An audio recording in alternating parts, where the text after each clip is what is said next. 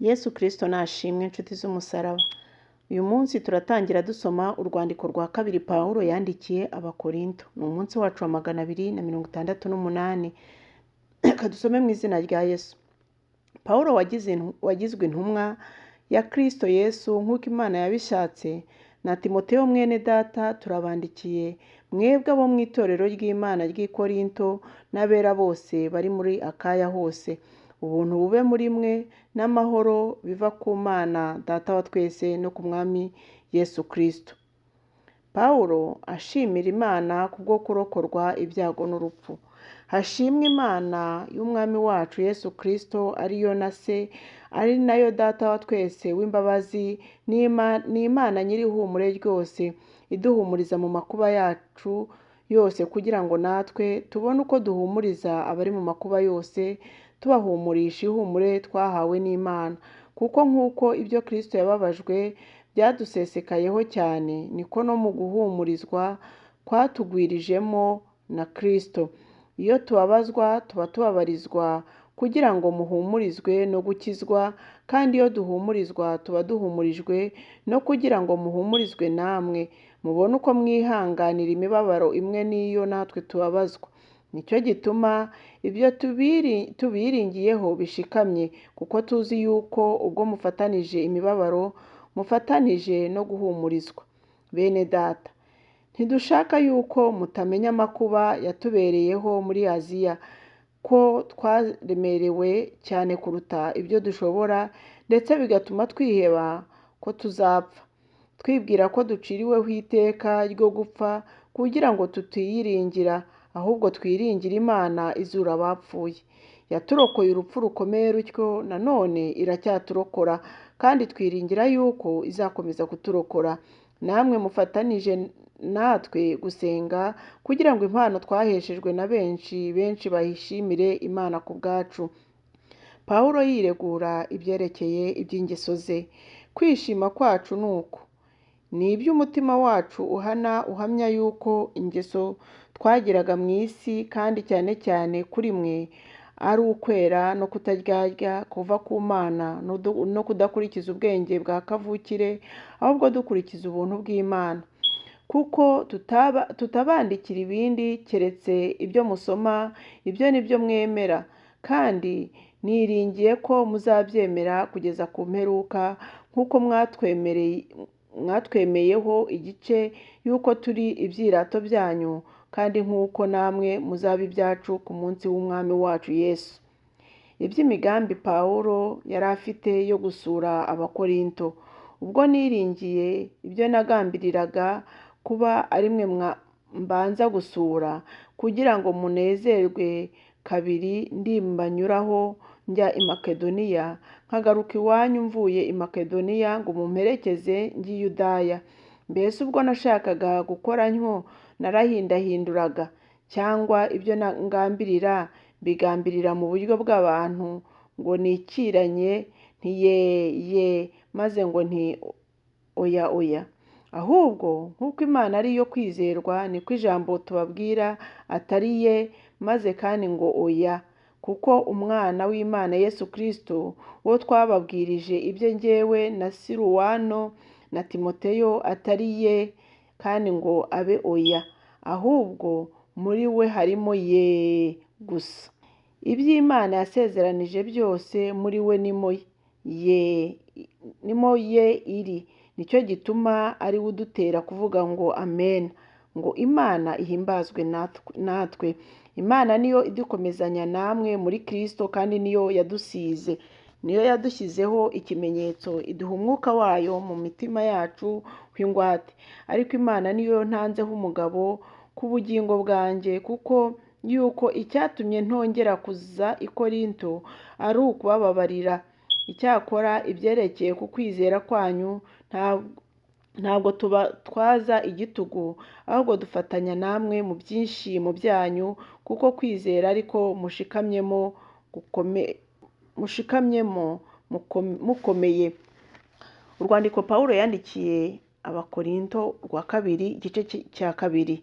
Ariko nagambiriye mu mutima wanjye kutagaruka iwanyu nzanye agahinda, kuko nimbatera agahinda uwanezeza ninde atari uwo ntera agahinda?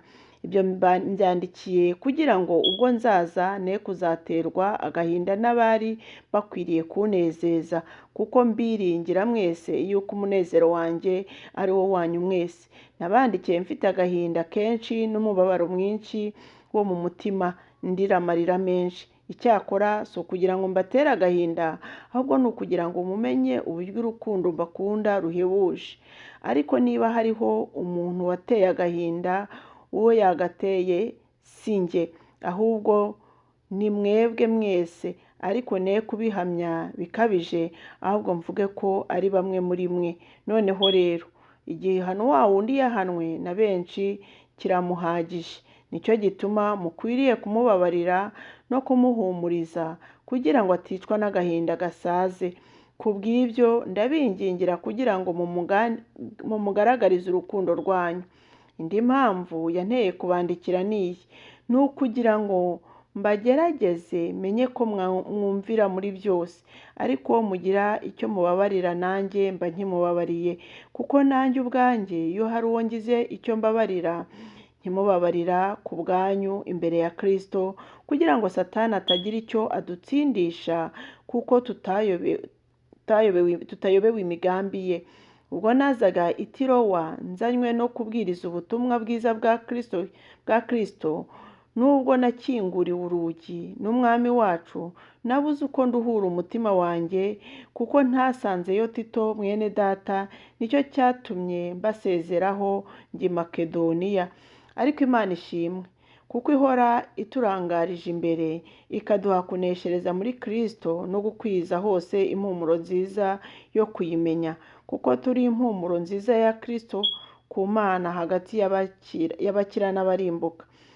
Kuri we bamwe turi impumuro y'urupfu izana urupfu, ariko ku bandi turi impumuro y'ubugingo izana ubugingo. Kandi ibyo ninde ubikwiriye? Ni twe, kuko tutameze nka benshi bagoreka ijambo ry'Imana, ahubwo tumeze nk'abatariganya batumwe n'Imana bakavuga ibya Kristo imbere yayo. Urwandiko rwa kabiri Pawulo yandikiye Abakorinto, ibice 3. Mbese noneho dutangiye kongera kwiyogeza, cyangwa dukwiriye inzandiko zo kutwogeza mwandikiwe, cyangwa zanditswe namwe nk'uko abandi bamwe bajya bazishaka?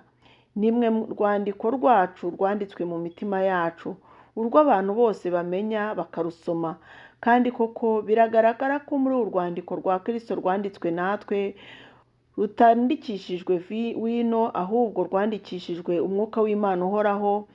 Rutanditswe ku bisate by'amabuye, ahubwo rwanditswe ku by'inyama, ari byo mitima yanyu.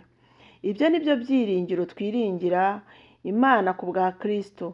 Si uko twihagije ubwacu ngo dutekereze ikintu cyose nk'aho ari twe cyaturutseho, ahubwo tubashishwa n'Imana. Niyo yatubashishije kuba ababwiriza b'isezerano rishya bataraba inyuguti, ahubwo n'ab'umwuka, kuko inyuguti yicisha, naho umwuka uhesha ubugingo. Nuko rero niba imitegekere y'urupfu yanditswe haraturwa ku mabuye yarahawe ubwiza n'icyubahiro, bigatuma Abisiraheli badashobora kwihanganira gutumbira mu maso ha Mose kubwo kurabagirana ko mu maso he, kandi ko ari uk'umwanya muto gusa kugashira, nkanswe imitegekere y'umwuka ntizarushaho kugira ubwiza n'icyubahiro. Niba imitegekere yateraga gucirwaho iteka yarahawe ubwiza, nkanswe imitegekere itera gukiranuka. Nuko ubwiza bwa ya yindi ya mbere butagira nk'aho ari ubwiza, kuko bwamazweho n'ubwiza buhebuje bw'iyaje hanyuma. Nuko rero niba ubwiza bw'imitegekere ya mbere bwarahindutse ubusa kubw'ubwiza bw'iya kabiri, noneho igumaho n'izarushaho cyane kugira ubwiza. Nuko ubwo dufite ibyo byiringiro, tuvuga dushize amanga cyane, ntitumeze nka Mose watwikiriraga mu maso he, kugira ngo Abisiraheli batareba iherezo rya bwa bwiza uko bwamushiragaho. Ariko imitima yabo yarahumye, ndetse kugeza na bugingo n'ubu. Iyo isezerano rya kera risomwa cya gitwikirizo kiba kigitwikiriye imitima yabo, ntibamenye yuko cyakuweho na Kristo. Ahubwo kugeza na n'ubu ibya Mose iyo bisomwa, iyo nyegamo ihora mu mitima yabo, nyamara iyo umuntu ahindukiriye umwami, iyo nyegamo ikurwaho. Nuko rero umwami niwe mwuka, kandi aho umwuka w'umwami ari niho haba umudendezo. Ariko twebwe twese ubwo tureba ubwiza bw'umwami, tubureba nko mu ndorerwamo, mu maso hacu hadatwikiriye, guhindurirwa gusa nawe kugahabwa ubwiza buruta ubundi, kuba ubwiza nk'ubw'umwami w'umwuka. Kadusome ibice 4 by'uru rwandiko rwa kabiri. Ibya Yesu Kristo nibyo byonyine Pawulo abwiriza. Nuko rero ubwo dufite uwo murimo wo kugabura iby'Imana kubw'imbabazi twagiriwe, ntiducogora, ahubwo twanga ibiteye isoni bikorwa rwihishwa, tutagendera mu buriganya kandi tutagoreka ijambo ry'Imana, ahubwo tuvuga ukuri tweruye, bigatuma umuntu wese adushimisha umutima we imbere y'Imana. Ariko niba ubutumwa bwiza twahawe butwikiririwe abarimbuka, ari bo batizera, ab'Imana y'iki gihe yahumiye imitima, kugira ngo umucyo w'ubutumwa bw'ubwiza bwa Kristo ari wo shusho y'Imana utabatambikira. Kuko tutabwiriza abantu ibyacu, ahubwo tubabwiriza ibya Kristo Yesu, ko ari we mwami, natwe tukaba abagaragu banyu ku bwa Yesu. Imana yategetse umucyo kuva uturutse mu ijuru, niyo yaviriye mu mitima yacu, kugira ngo imurikishe ubwenge bwo kumenya ubwiza bw'Imana buri mu maso ha Yesu Kristo. Imibabaro iboneka mu kubaho kw'intumwa. Ariko dufite ubwo butumwa mu nzabya z'ibumba, kugira ngo imbaraga z'isumba byose zibe iz'Imana zidaturutse kuri twe. Dufite amakuba impande zose, ariko ntidukuka imitima. Turashobewe, ariko ntitwihebye. Turarenganywa, ariko ntiduhanwa. Dukubitwa hasi, ariko ntidutsindwa rwose. Tugendana mu mubiri iteka urupfu rwa Yesu, ngo ubugingo bwa Yesu nabwo bugaragariye mu mibiri yacu. Kuko twebwe abazima dutangwa iteka ngo dupfe baduhora Yesu, kugira ngo ubugingo bwa Yesu nabwo bugaragarire mu mibiri yacu izapfa. Nuko rero urupfu nirwo rukorera muri twe, naho muri mwebwe ubugingo nibwo bubakoreramo. Ariko dufite uwo mutima wizera, uvugwa mu byanditswe ngo nizeye, nicyo cyatumye mvuga. Natwe turizeye, nicyo gituma tuvuga. Tuzi yuko yazuye umwami Yesu izatuzurana nawe, kandi izatwishyirana namwe. Burya ibyo byose bibaho ku bwanyu, kugira ngo uko ubuntu bw'Imana burushaho gusaga, abe ariko n'ishimwe rya benshi rirushaho gusaga, ngo Imana ihimbazwe. Nicyo gituma tudacogora, kandi nubwo umuntu wacu w'inyuma asaza, umuntu wacu w'imbere ahora ahinduka mushya uko bukeye.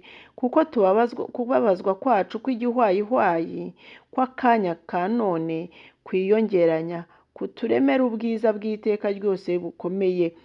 Natwe ntitureba ku biboneka, ahubwo tureba ku bitaboneka, kuko ibiboneka ari iby'igihe gito, naho ibitaboneka bikaba iby'iteka ryose. Imana yo mu ijuru ibahe umugisha, kandi Imana ibishimire. Ndabakunda mu izina rya Yesu. Tuzakomeza ku munsi w'ejo. Mugire umunsi mwiza.